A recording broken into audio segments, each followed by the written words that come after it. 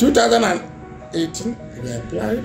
For one reason or the other, we were not shortlisted. There were petitions, particularly people saying that the Catholic priest cannot be a senior advocate. In 2019, same issue. Then in 2020, we rested.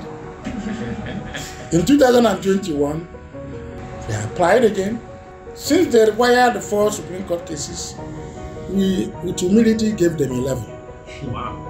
They required 5 Court of Appeal cases. With the greatest respect, we gave them 35. And they required 20 cases done in the level of High Court.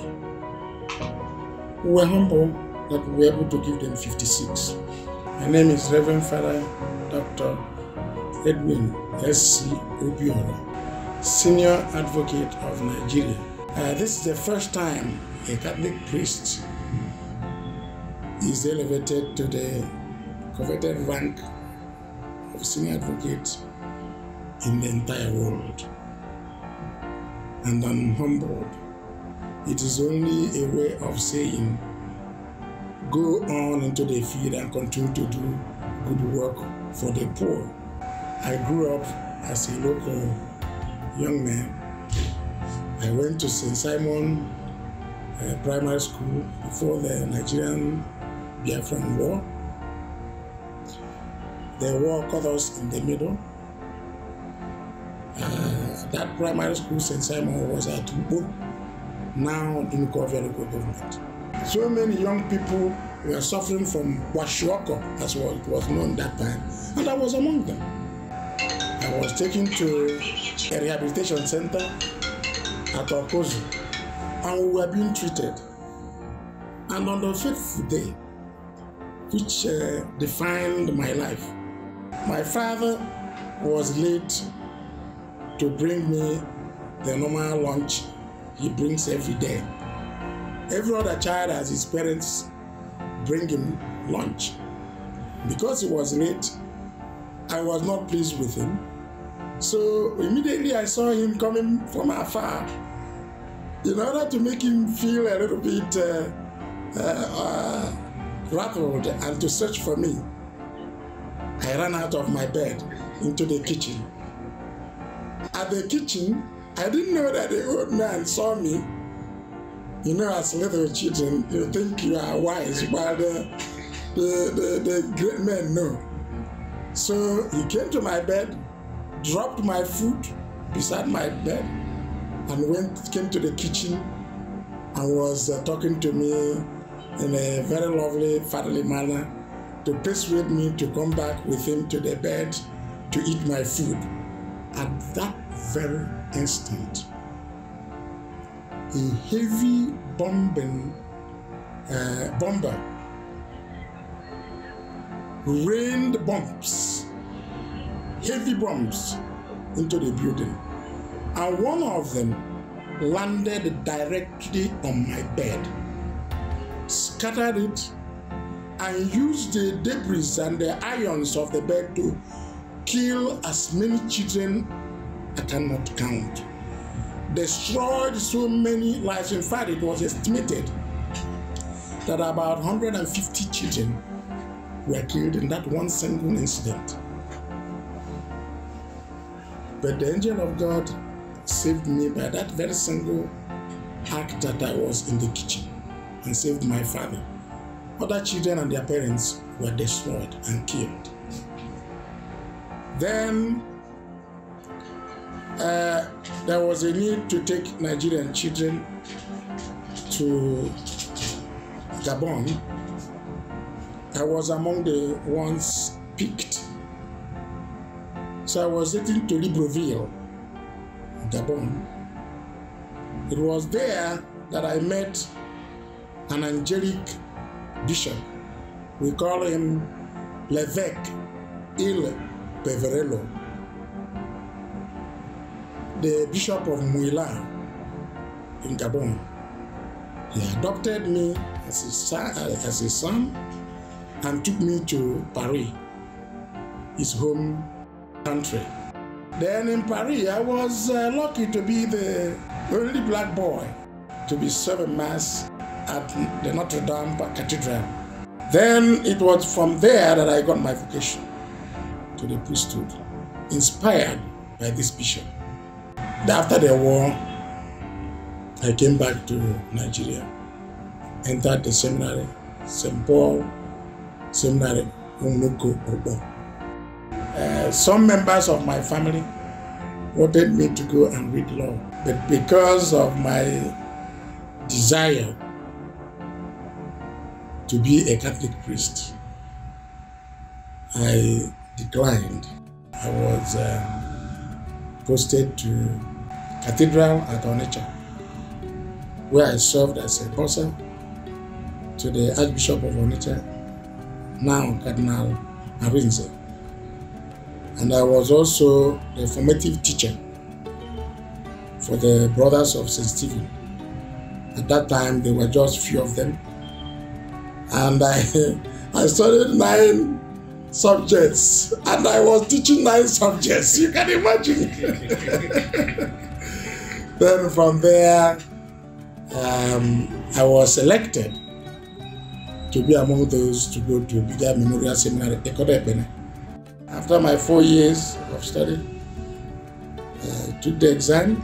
They scored me very high, 2nd class upper division, and to be the first among those who got the 2nd class upper division, it was a privilege again. Then I was sent to Bigger Memorial Seminary in for theology. This is the certificate for philosophy, and this is a certificate for theology. I was ordained a Catholic priest on the 16th of November 1985.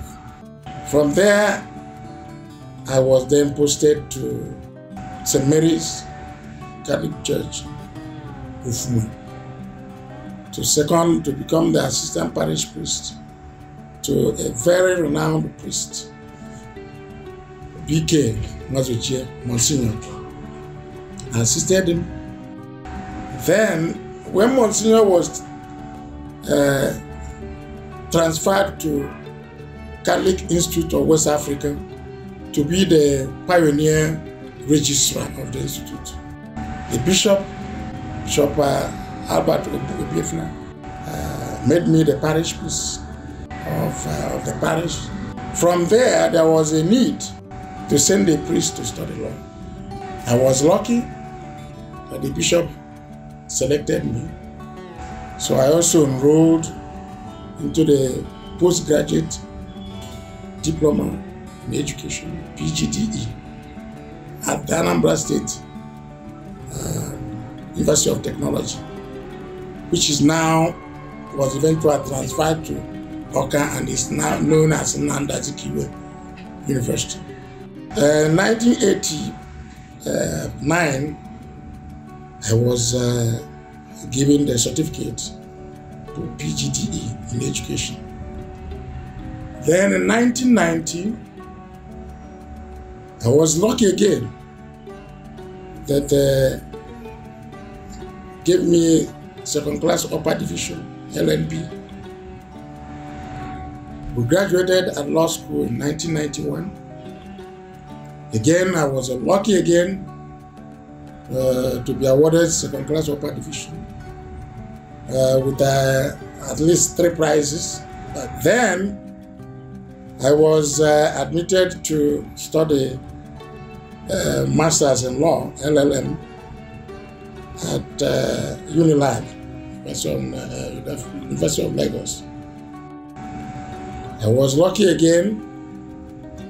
They scored very high in all the courses I undertook. The bishop decided that I should go and specialize again. So I went to Sorbonne first, got a diploma in international law. And then went to Cornell, where I studied and got LLM again, because at Cornell, you will not apply to do doctorate in law direct. You can only apply to do masters. But after my LLM, it appears they were so pleased with my performance that the law school recommended me to the graduate school for this degree program. They said I need to do that program. And one of the incentives they gave was that they awarded me a tuition scholarship, which was worth $45,000 at that time. And so I accepted it and began my both coursework and research. The law school informed the graduate school that I finished the program in 1 year and 3 months. And for you to come out and say you have done what should be done in a minimum of 3 years in one year and was unheard of. But the law school was fighting the cause. They said to keep this young man here just to mark the time was to waste the contribution that should be made to the society, according to them. Eventually, the law school won. Almost all the scholars in the university were there for my defense because they could not understand this man from Africa defending this at this stage with all the stories they heard. So I went into the hall like a little rat, and in the sea of professors of great repute. And thank God again, each time they threw their questions, because the questions were asked by every professor that wanted, that had something to say, had to say something. The committee went in. Within 2 minutes, they came and gave their result and said that it was summa cum laude. I was then awarded a fellow in Cornell of African Development, Institute of African Development at Cornell. There is a great man called Chief Kwashiokor, S.A.N., Senior Advocate of Nigeria. Immediately after my graduation and my call to bar, he took me to do the pupillage in his law office, very coveted law office in Lagos. So I worked under him, and he was really a great teacher and an inspirer. I am so unhappy that he died before today. He would have been so happy to know that what he fashioned has come to fruition. He exposed me to great legal litigation and practice. At that time, 1990 census had just been concluded, and the lawyers all over were challenging the authenticity of the census. The Attorney General at that time was Mr. Bambo, S.A.N. And the Attorney General called Kwashiokor to defend the federal government. And Kwashiokor took us and gave us the entire file. All the lawyers that had named at that time, including Rotimi William, had their own constituency or state. They were representing, challenging the authenticity of the census. We were defending the census and the federal government. Eventually, in the course of this matter, Chief Kwashiokor became sick. So the bulk of the work fell on us, young lawyers. And we were two. Frank is a co-chair from Nigerian. Two of us were quartered at Nigerian Luga Hotel in Abuja by the federal government. And we were defending the government the government in the tribunal. I can tell you that exposure was a great experience. And from my scoring, I think the government, through us, won 90% of the case. And the census was not nullified.